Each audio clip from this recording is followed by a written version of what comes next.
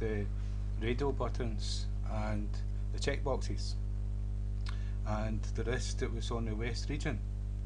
So there's nothing here at all. So, but what I'm going to do is we're going to go into like text area, text field, and yeah, that's what we're going to do. And so if you look at this here, we'll take this down, make this small. This here, it's not a text area. That's like a gedit pane, because you can format the different characters. Like so, the text area is just plain text. Though you can do more than just plain text, but you can't do the formatting. We'll do that in the gedit pane. So so we can do this, and we can have the numbers down the side, and I'll show you how to do that. So the first thing we'll do is I'll close this. I've still got the toolbar. Oops. Yeah, I've actually took away the regions, so that's why it was just going that way. Right, so what I'm going to do is take this away, and I'm going to add up here, I'll put it in here, public static JTextArea.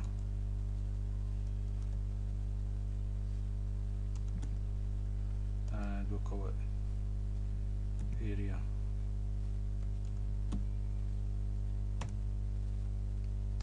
And we'll have another one called public static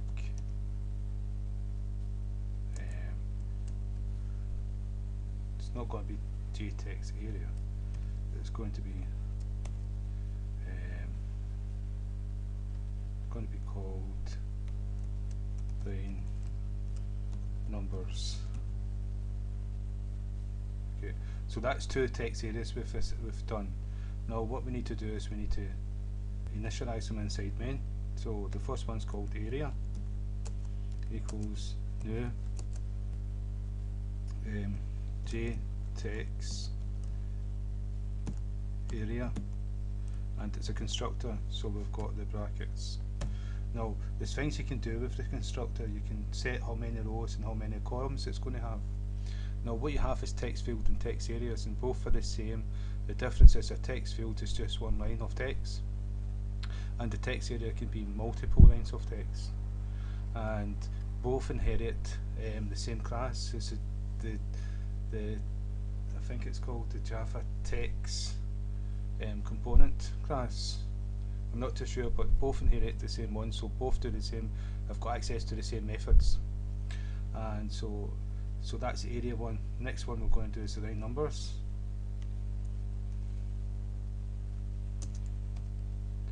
And so this is line numbers, and so that's two text areas. So what we're going to do is go down to panel 2, and remember panel 2, this is going to be panel 2 here. That's the north region of panel 2, I'm sure, and we've got a west and we've got a centre. So the main one's going to be in the centre, and the number one's going to be in the west region, and I'll show you. So what we've got here is jpanel 2, jpanel 2 border layout, jpanel 1 border layout, north centre, jpanel 2 centre of pan border layout. And so what we're going to do here is we're going to go pan 2, pan 2 dot add and we're going to add to the centre area and border layout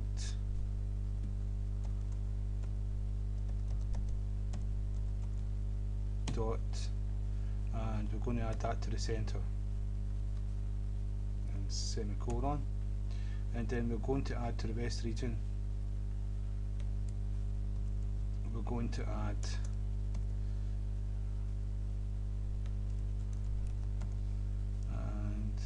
rest it should be all capitals or all small. And this is line numbers. Okay, so that's us added to. I'll save it and run the program, see how it appears. Okay, you're just seeing the centre, and we can type things in and to show it's there. So that's the centre one. So it's plain text, just a standard text editor, nothing fancy about it. And what we're going to do is we're going to go back up to line numbers, and what we're going to do here is we're going to go line numbers. Wait a minute, what we're going to do is we're going to put in the rows and columns. And so what we're going to do, let's say 20. It's one column and 20 rows. So that's what we're putting in. And we're going to change the background colour so you can see it. Dot, we spell numbers right. And set background colour, and it's a colour dot, and we'll go for yellow just to make it stand out from the white. Okay, and so if we save the program, run the program now, that's way too big. Okay, so obviously I've got it the wrong way around. That's 20 across here, and so this should be 1, and this should be 20. Save. So this will be rows and this will be columns.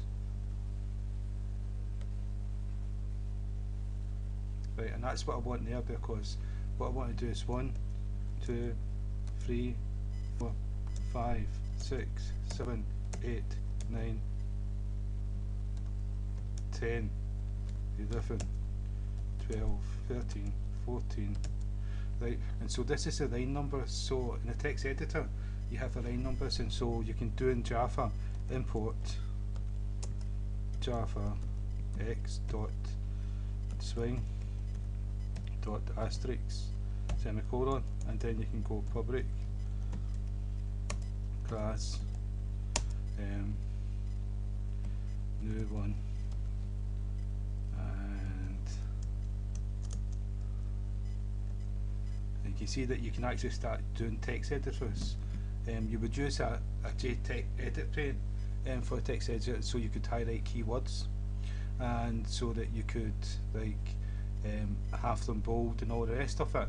But you can see that you're beginning to do things with the application, and then it would be public new one constructor, and inside here would be the code for the constructor. And so you can see we're beginning to do things, but we're not actually doing anything. And so these can be all the line numbers, so that you know that you go to line number 8 for a certain piece of code where it's an error. And you can also have another edit pane here, and this other edit pane can be to display an error symbol, so that if you get an error with number 6, line number 6, next it will be like a wee error symbol, and it will appear as if it's all the same line. And so that you could make the centre very small, and you could make the east region very big to the other end of the program. And so that's a JTextArea.